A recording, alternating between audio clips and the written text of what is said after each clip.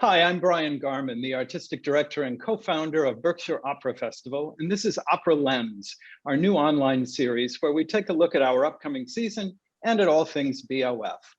My guest today is Charles Stegeman, the concertmaster of the Berkshire Opera Festival Orchestra, a chair that is generously sponsored by Doctors Eduardo and Lina Plantilla.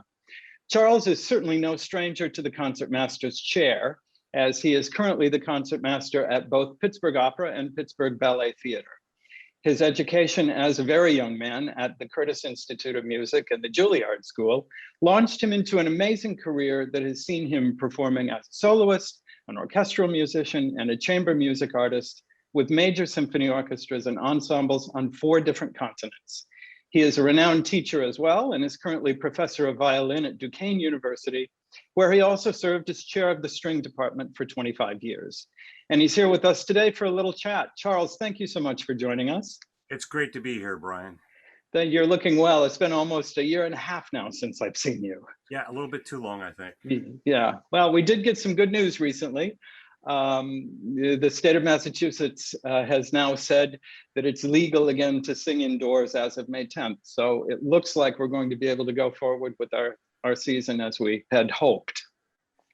So I'd like to start off today by defining your role as concertmaster, which of course is more than just being the principal first violin, as if that weren't enough. Our audience sees you stand up at the beginning of each performance as the orchestra tunes, but beyond that, many of them might not know what a concertmaster actually does. So could you give us an idea of what your responsibilities are? Certainly. Concertmaster is a very unusual position in the orchestra. It's really the number 2 to the conductor. The job of the concertmaster really is to really execute in sound what the conductor gives us in gesture. And the relationship between the conductor and the concertmaster is one of the most critical ones for every orchestra, but especially in opera, since there's so much variety, variability, and issues that come up at the last minute. That bond has to be very clearly delineated. So concertmaster in the old days would have been the conductor. Mozart's day, Beethoven's day, Haydn. Unusual to have had a conductor. Usually it was done from the concertmaster chair. That's all fine and dandy when you're playing 4/4 for 20 minutes. It's not so useful when you have to do more than that. And so very quickly, the necessity and the huge advantage, though it pains me to admit it, quite frankly, the huge advantage of having a conductor, which means that you can then gel or meld into one, a vision and a pulse and all the rest. And when you have things going on stage, that becomes doubly more important. So the role of the concertmaster is to really be the second, the adjutant to the conductor, and then to, of course, translate to sound. So usually the concertmaster plays, a split microsecond before anybody else. That person determines when the beat is actually completed. So when the downbeat comes, where does that sound occur? And you can then see if the conductor and the concertmaster don't get along, that's going to be a problem right away. So there again, so we make the sound, and then everybody looks not only to the conductor, but also in the strings, especially to the concertmaster, to see what exactly is going on, when, where, how much bow, what part of the bow, all those good things. Sure. So speaking of being pained to admit things, the orchestra then is really to a large extent following you, which is the dirty little secret that conductors keep, is that, quite often the orchestra is paying much more attention to you than to us, although we do try to provide a little bit of inspiration here and there. Well, if you think about it, that's just going to be easier. If you're in the New York Philharmonic, you're going to follow Frank, and Frank is going to translate regardless of who's there as a conductor. Sort of in general terms what needs to go on. Now with opera, obviously, when you've got so much going on stage, that division of labor becomes much more useful when the concertmaster knows exactly what the conductor is doing and they can follow the subtext of what the poor conductor has to put up with. Then that's the team that makes up the success of the opera. Sure. So part of what you do then is interpreting a conductor's beat and conveying that to the orchestra, but conductors often have, to put it one way, wildly different techniques. So is reading these beats a difficult skill to master, or has this always come easily to you? No, that's a difficult skill because indeed there are many different conducting styles, and I mean there's the North American one tends to be a little bit easier to follow. The European one can often, especially out of France, be very different, but it's equally valid. So you do have to have a sense of how you want that to work out, and the concertmasters have to be able to read that. I see. I see. Well, as I mentioned in my introduction, you've played tons of symphonic music all over the world, and tons of the solo repertoire. You've had decades of experience playing chamber music, and these all require quite different skills. So is there a particular genre of music that you find most satisfying, or a type of ensemble playing that you enjoy the most? Well, I have to be honest, what I actually do, I love the most. So I play probably 30% chamber music, probably about 40% opera, and then ballet, maybe another 20%. And then the rest is solo. I prefer the ensemble playing. I prefer pit over stage orchestra. It's more varied. There's a need of tightness that's much more variable because of the shifting sands of what's going on stage.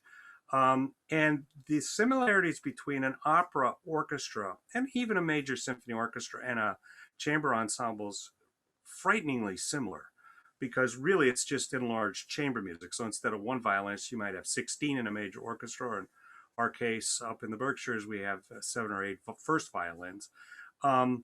Basically, they have to play as one unit. So it's chamber music at a larger scale. So that's my favorite: chamber music, chamber orchestra.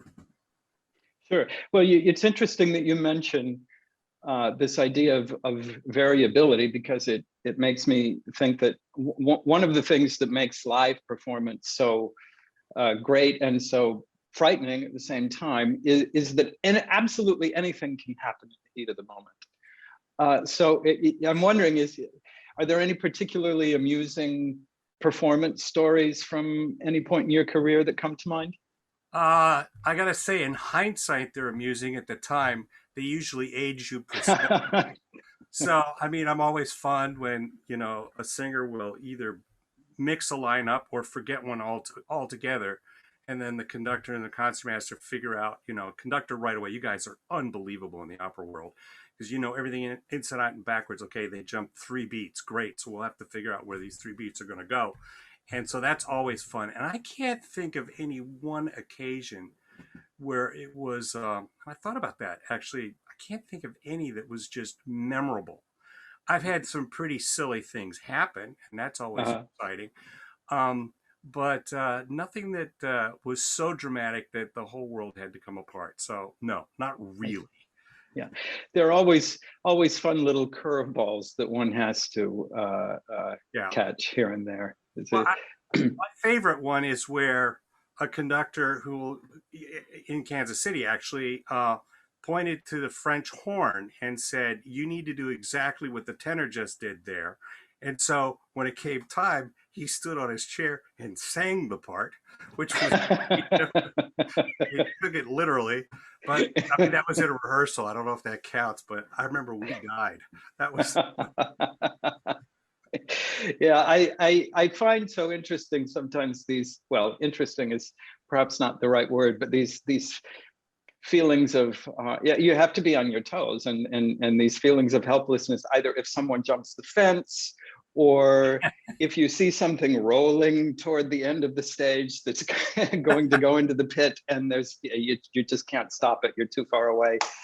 Right.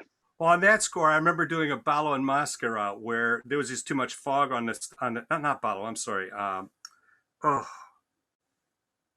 to forget which one, but in any case, we had too much of the fog on stage, and there was a big temperature differential, and that entire fog base that was on the stage ended up in the pit. Oh, wow. It was coughing because nobody could see the music. So that spelled itself after a while. That changed the mood. No doubt. One thing that I find notable is that you have played both our main stage opera, Falstaff, and our second stage opera, Glory Denied, several times. Not many people can say that. Right. So let me ask, from your perspective as an orchestra musician, what to you makes these pieces interesting? Oh, well, Falstaff. I think everybody who's heard it would understand that that's one of the great operas of all time. It's an absolute classic, and so it stands on its own in so many ways. I mean, the textures, the colors, the sounds that are produced in that are just amazing, and the drama, of course, is irreplaceable.